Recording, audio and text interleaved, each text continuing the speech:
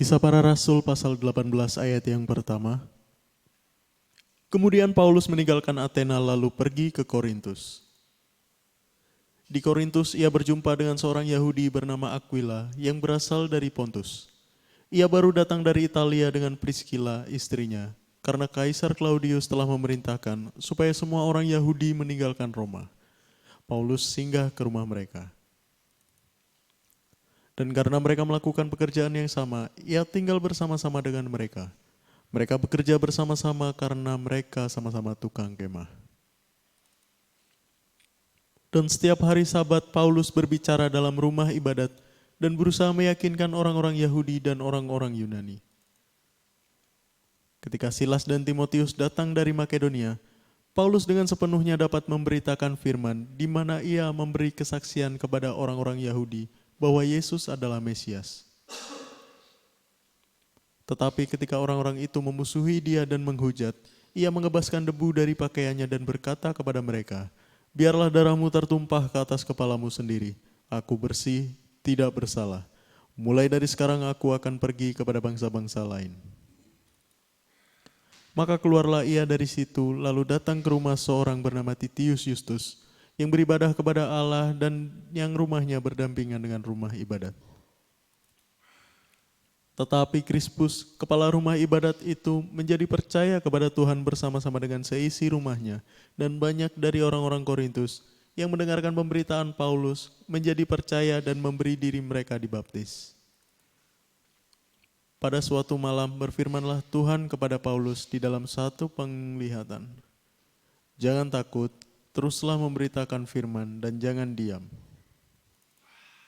Sebab aku menyertai engkau dan tidak ada seorang pun yang akan menjamah dan menganiaya engkau, sebab banyak umatku di kota ini." Maka tinggallah Paulus di situ selama 1 tahun 6 bulan, dan ia mengajarkan firman Allah di tengah-tengah mereka. Akan tetapi setelah Galio menjadi gubernur di Akhaya, bangkitlah orang-orang Yahudi bersama-sama melawan Paulus, lalu membawa dia ke depan pengadilan. Kata mereka, "Ia ini berusaha meyakinkan orang untuk beribadah kepada Allah dengan jalan yang bertentangan dengan hukum Taurat." Ketika Paulus hendak mulai berbicara, berkatalah Galio kepada orang-orang Yahudi itu, "Hai orang-orang Yahudi, jika sekiranya dakwaanmu mengenai suatu pelanggaran atau kejahatan, sudahlah sepatutnya aku menerima perkaramu. Tetapi kalau hal itu adalah perselisihan tentang perkataan atau nama atau hukum yang berlaku di antara kamu, maka hendaklah kamu sendiri mengurusnya. Aku tidak rela menjadi hakim atas perkara yang demikian." Lalu ia mengusir mereka dari ruang pengadilan. Maka orang itu semua menyerbu Sostenes, kepala rumah ibadat, lalu memukulinya di depan pengadilan itu, tetapi Galio sama sekali tidak menghiraukan hal itu. Paulus tinggal beberapa hari lagi di Korintus. Lalu ia minta diri kepada saudara-saudara di situ dan berlayar ke Syria sesudah ia mencukur rambutnya di Kengkrea karena ia telah bernazar. Priscilla dan Aquila menyertai dia. Lalu sampailah mereka di Efesus. Paulus meninggalkan Priscilla dan Aquila di situ. Ia sendiri masuk ke rumah ibadat dan berbicara dengan orang-orang Yahudi. Mereka minta kepadanya untuk tinggal lebih lama di situ, tetapi ia tidak mengabulkannya. Ia minta diri dan berkata, "Aku akan kembali kepada kamu jika Allah menghendakinya." Lalu bertolaklah ia dari Efesus. Ia sampai di Kaisarea dan setelah naik ke darat dan memberi salam kepada jemaat, ia berangkat ke Antiokhia. Setelah beberapa hari lamanya ia tinggal di situ, ia berangkat pula lalu menjelajahi seluruh tanah Galatia dan Frigia untuk meneguhkan hati semua murid. Sementara itu datanglah ke Efesus seorang Yahudi bernama Apolos yang berasal dari Alexandria.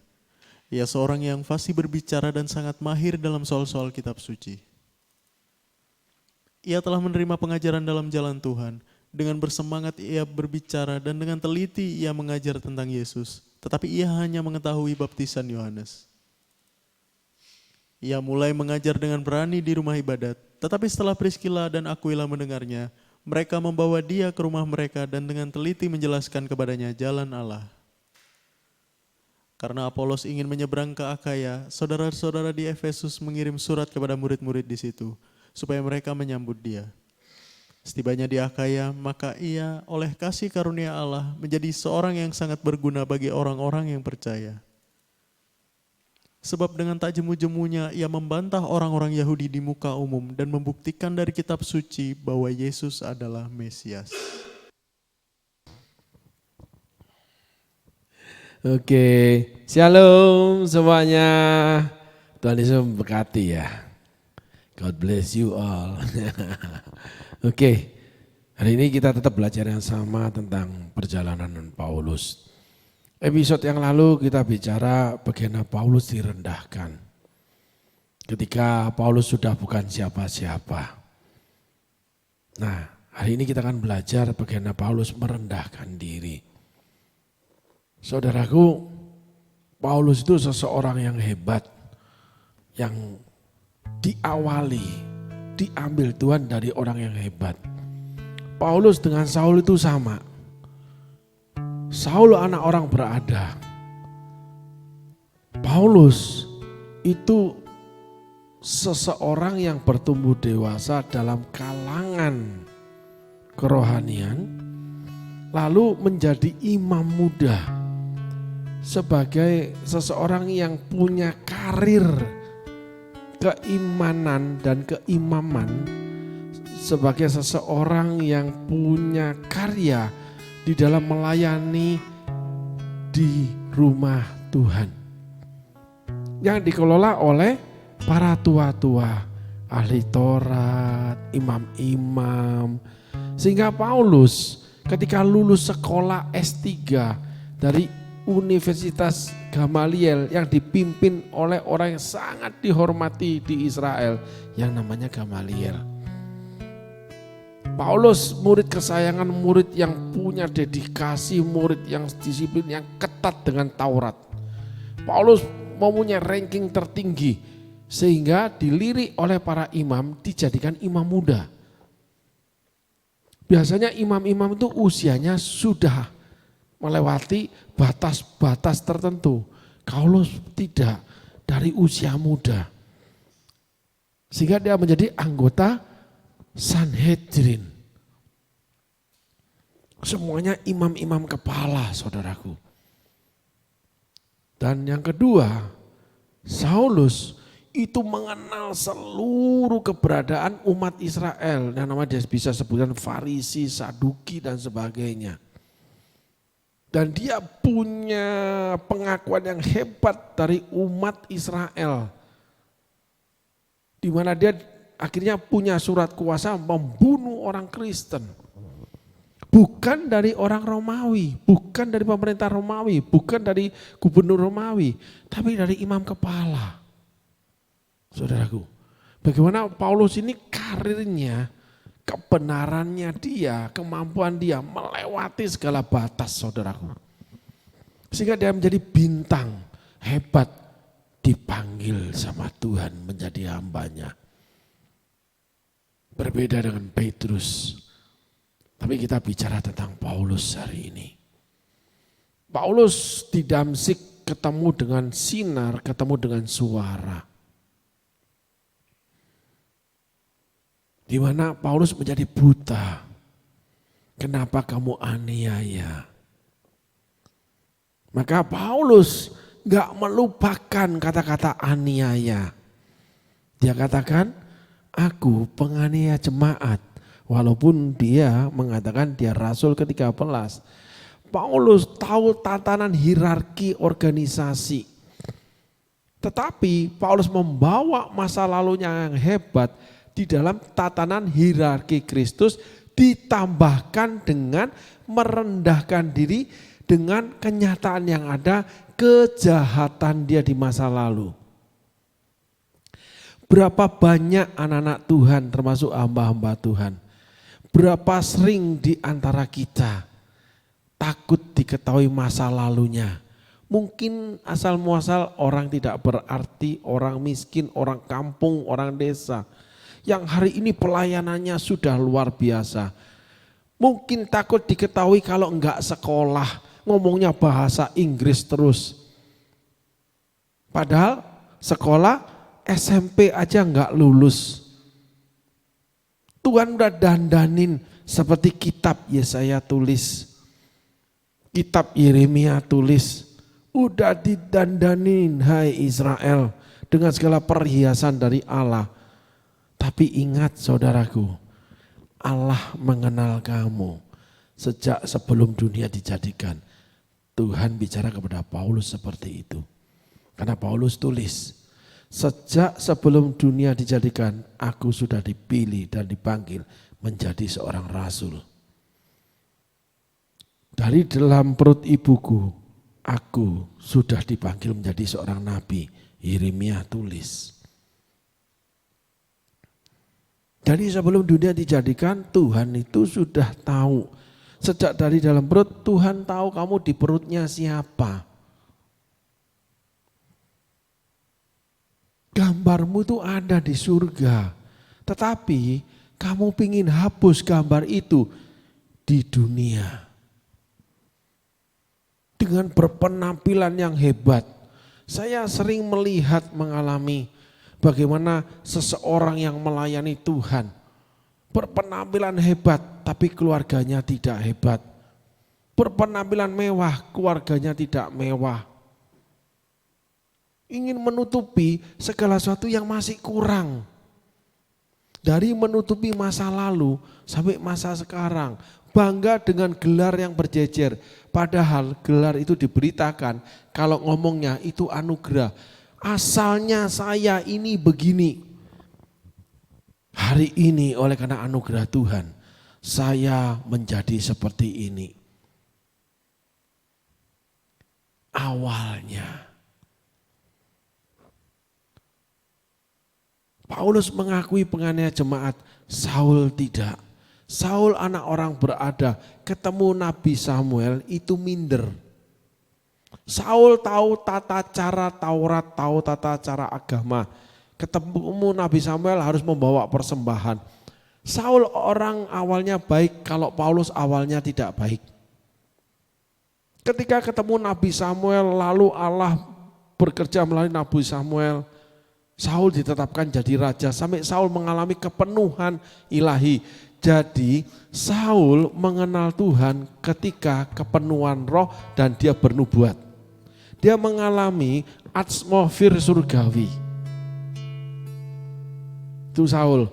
Jadi bukannya Saul orang yang tidak tahu Tuhan. Tetapi Saul dalam perjalanannya ketika menjadi raja, dia tidak mengakui otoritas, autokrasi Tuhan. Otoritas Tuhan yang otomatik itu adalah demokrasinya Tuhan. Haknya Tuhan ditiadakan oleh Saul karena udah jadi raja. Saul anak orang berada tapi minder. Ketika ditabiskan dia sembunyi. Saul selalu sembunyi. Setelah ditabiskan diikuti orang-orang perkasa 300 orang. Saul kembali jadi gembala lembu. Tidak berani menjadi raja. Allah sudah berfirman. Seberapa banyak ketika kita mendengar firman Allah, kita tertawa. Saul, Sarai, Abraham tidak percaya. Beda dengan Maria ibunya Yesus. Jadilah seperti kehendakmu, aku ini hambamu. Dan ibu Yesus setia sampai Yesus tidak ada mengikuti Yesus. Seseorang yang punya kedudukan sebagai seorang ibu, seseorang yang mengikuti Yesus dengan setia. Walaupun tidak mendapat apa-apa dari Yesus. Karena disebutkan, aku ini hambamu. Saul lupa kalau yang jadikan Saul raja itu Tuhan. Sehingga Saul pertama meniadakan aturan Tuhan. Yang kedua, Saul menolak perintah Tuhan. Dia memberikan persembahan yang harus dilakukan Nabi Samuel. Dan dia tidak memotong kepala Raja Agag. Demikian juga hasil rampasan perang. Oleh karena diberikan kepada orang miskin. Saul tidak tunduk lagi kepada Tuhan. Padahal awalnya Saul minder ketika jadi raja. Yang pertama sembunyi. Yang kedua kembali jadi gembala. Seberapa banyak awalnya ketika kita belum menang. Saya sering menemui hal itu saudaraku. Ada teman-teman yang lain saudara dinubuatkan oleh hamba Tuhan.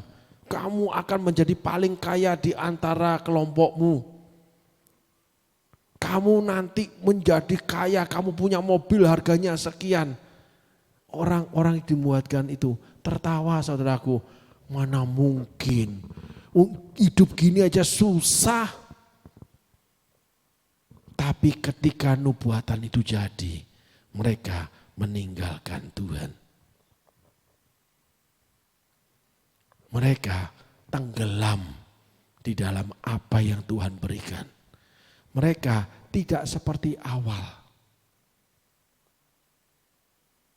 Seperti episode yang lalu, ada seseorang anak Tuhan yang masuk di dalam kekristenan lebih dalam. Oleh karena hidupnya bermasalah.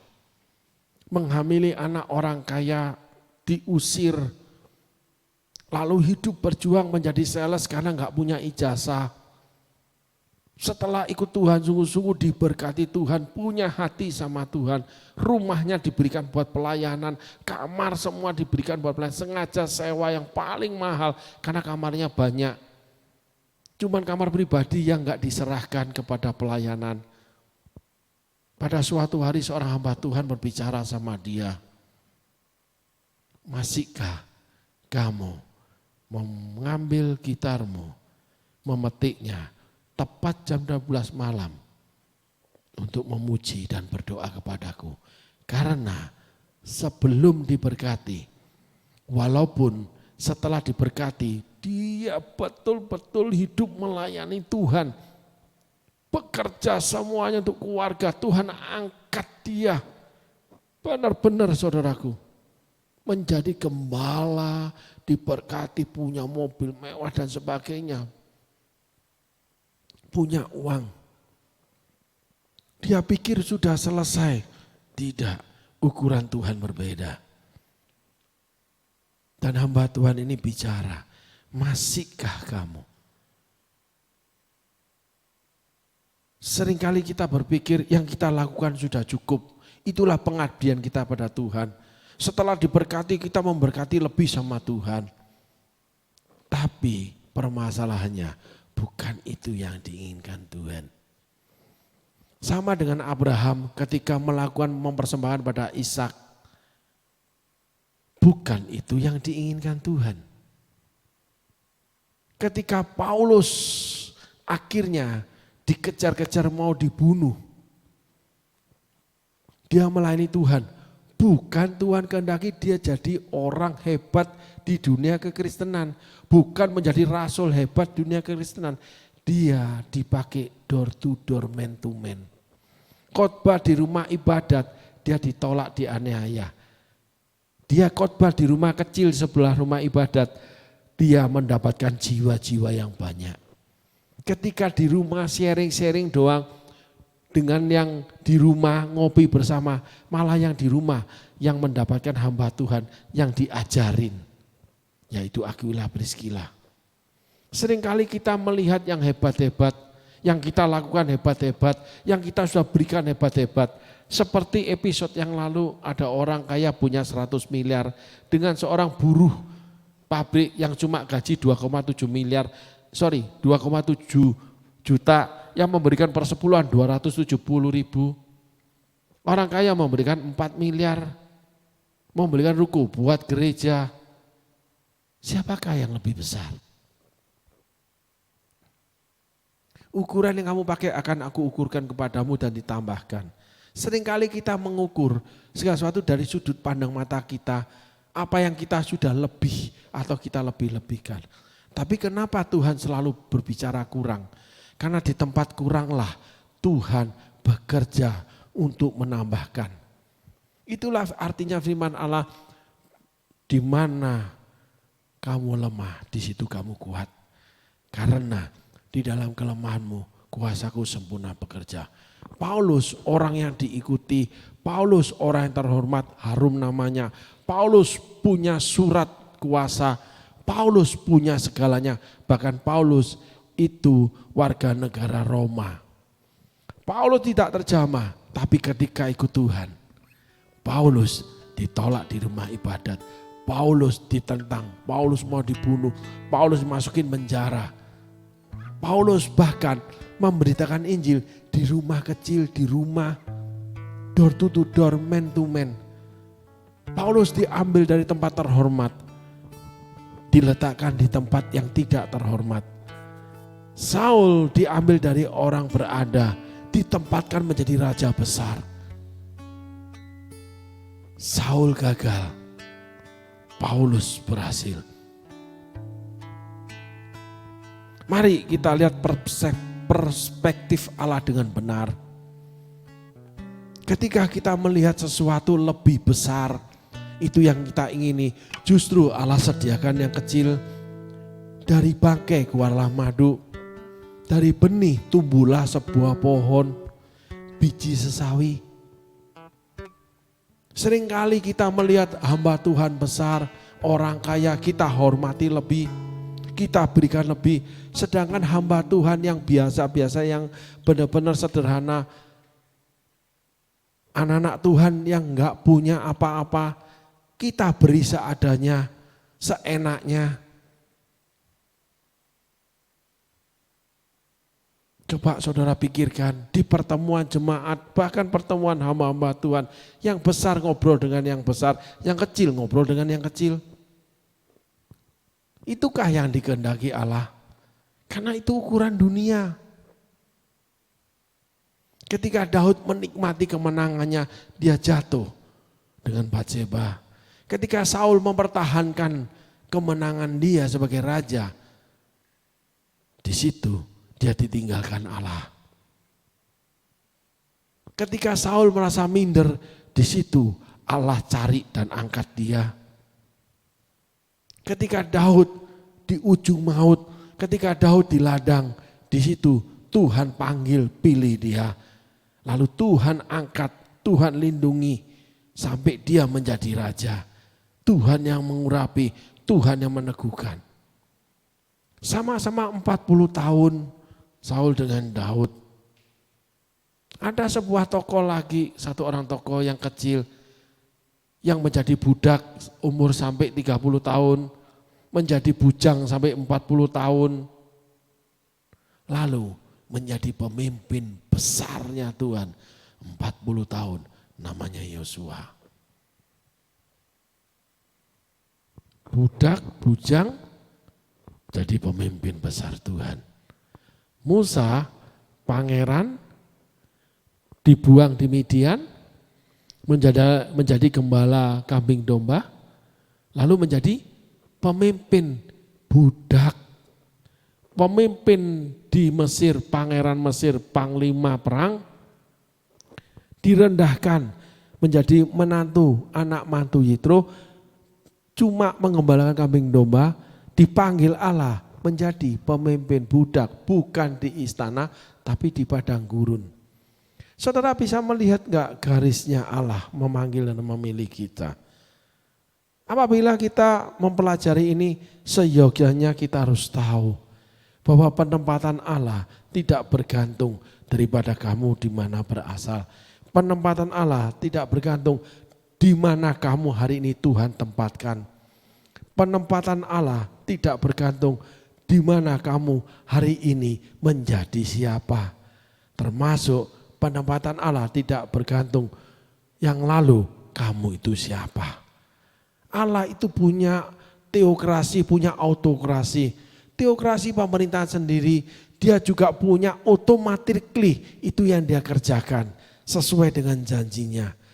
Allah, kita Allah yang tegak berdiri dengan firman-Nya. Allah yang selalu melihat hati manusia. Allah yang tidak bisa dipengaruhi, digoncangkan, digoyangkan, diubah oleh karena keberadaan kita, siapapun kita.